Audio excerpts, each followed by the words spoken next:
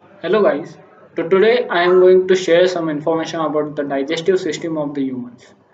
The digestive tract of humans starts with the mouth and ends with the anus.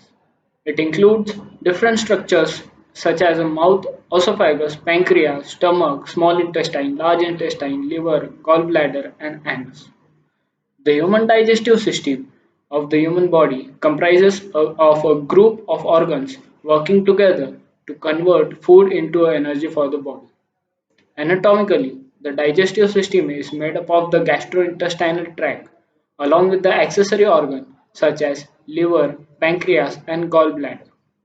The hollow organs that make up the gastrointestinal tract include the mouth, stomach, esophagus, small intestine, and large intestine that contains the rectum and anus. The human digestive system and nutrition involves the intake of the food by an organism and its utilization of energy. This is a vital process which helps living beings to obtain their energy from various sources. The food which we eat undergoes much processing before the nutrients present in them are utilized to generate energy. This processing is known as digestion. The humans and other animals have specialized organs and systems for this process. The digestion process involves the alimentary canal along with various accessory organs and organ system. In humans, the process is quite simple due to our monogastric nature. This means that we have one chamber stomach unlike other animals such as cows which have four chambers. Some parts of the nervous and circulatory system also plays a significant role in the digestion process. A combination of nerve, bacteria, hormones, bloods, and other organs of the digestive system. The human digestive system comprises of the group of organs that work together in converting the food into the energy and other basic nutrients to power the body. The food we take in the digested and utilized by our body, and the unused part of the food are defecated. The digestive system of the human body is the sum of gastrointestinal tract and accessory organs. These two parts together help in the digestion process. The alimentary canal is a long tube through which the food that we eat is passed. It begins at the mouth, passes through the pharynx, esophagus or a food pipe, stomach, small intestine, large intestine, rectum, and finally ends at the anus.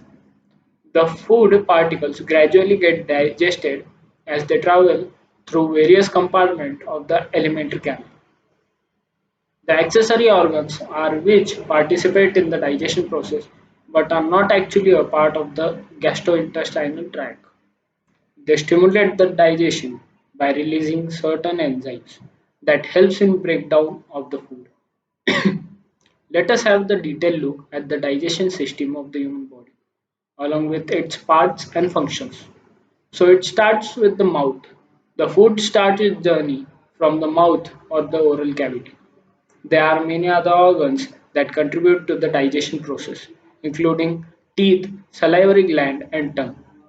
Teeth are designed for grinding the food particles into the small pieces and are moistened with saliva, and the tongue pushes the food into the pharynx.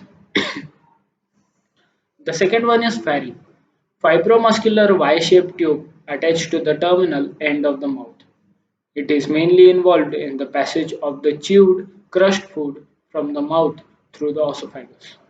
It also has a major part in the respiratory system, as air travels through the pharynx from the nasal cavity on its way to the lungs.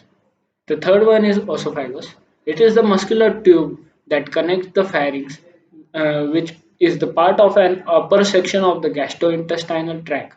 It supplies swallowed food along with its length. The next one is stomach. It serves the muscular bag, which is situated towards the left of the abdominal cavity beneath the diaphragm. These vital organs act as a storage for the food and provides enough time to digest the meal. The stomach also produces the digestive enzyme and hydrochloric acid that maintains the process of digestion. It contains mucus. It is an aqueous secretion produced by the mucous membrane. It functions by protecting the stomach lining and gastric pits from the acid, which is produced by the glands to destroy the bacteria that entered along with the food particles. The second one is the digestive enzymes. They are a group of enzymes which function by breakdown of polymeric macromolecules like biopolymers into their smaller and simpler substances. And the third one is the hydrochloric acid. It is the digestive fluid formed. Third one is hydrochloric acid. It is the digestive fluid formed by the stomach during the process of digestion. It functions by destroying harmful microorganisms present in the food particles. The next one is small intestine. The small intestine is a thin, long tube of about 10 feet long and a part of a lower gastrointestinal tract. It is present just behind the stomach and acquires a maximum area of the abdominal cavity. The complete small intestine is coiled and the inner surface consists of the folds and ridges. And the next one is large intestine. It is a thick, long tube measuring about 5 feet in the length. It is present beneath the stomach and wraps around over the superior and lateral edges of the small intestine. It absorbs water, consists of the bacteria that support the breakdown of wastage and to fetch the small nutrients. The next one is rectum. The waste products are passed into the end of the large intestine called the rectum and eliminated out of the body as a solid matter called stool. It is stored in the rectum as a semi-solid feces which later exits from the body through the anal canal through the process of defecation. Some accessory organs, such as pancreas, it is the large gland present just behind the stomach. It is short with its anterior connected to a duodenum and posterior pointing towards the left part of the abdominal cavity. The pancreas releases digestive enzymes to complete the process of the chemical digestion. The second one is liver. The liver is roughly triangular, reddish brown accessory organs of the digestive system located to the right of the stomach. It produces bile, which helps in the digestion of the fat in the small intestine. The bile is stored and recycled in the gallbladder. It is a small pear-shaped organ which is located just next to the liver. So let us get some information about the digestion process. The process of digestion begins from the mouth and ends in the small intestine. The large intestine main function is to absorb the remaining water from undigested food and enable bacterial fermentation of the material that can no longer be digested. The alimentary canal of the gastrointestinal tract is a series of a hollow organ and the tube that begins from the mouth cavity and contributes into the pharynx through the stomach, small intestine, large intestine, and finally ending at the anus. Food particles gradually get digested as they travel through various compartments of the gastrointestinal tract. The digestion process takes place in the following steps. The first one is the ingestion. The very first step involves mastication, chewing. The salivary gland, along with the tongue, help to moisten and lubricate food before being pushed down into the food pipe. Mixing and movement.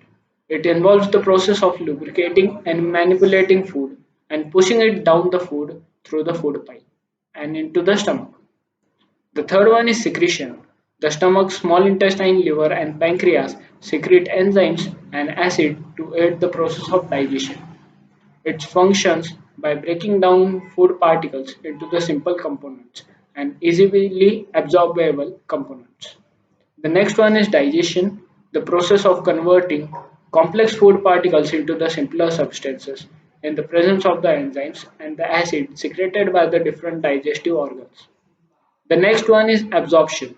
This process begins in the small intestine, where most of the nutrients and minerals are absorbed. The excess water in the ingestible matter is absorbed by the large intestines. The last one process is the excretion, the process of removing indigestible substances and waste byproduct from the body through the process of defecation. So let us get some information about the disorders related to the human digestive system. The first one is vomiting. It is the ejection of the stomach content through the mouth. The second one is diarrhea. It is the abnormal watery bowel movement. Prolonged diarrhea eventually lead to dehydration. The third one is constipation, a condition in which feces are clutched within the rectum due to an irregular bowel movement.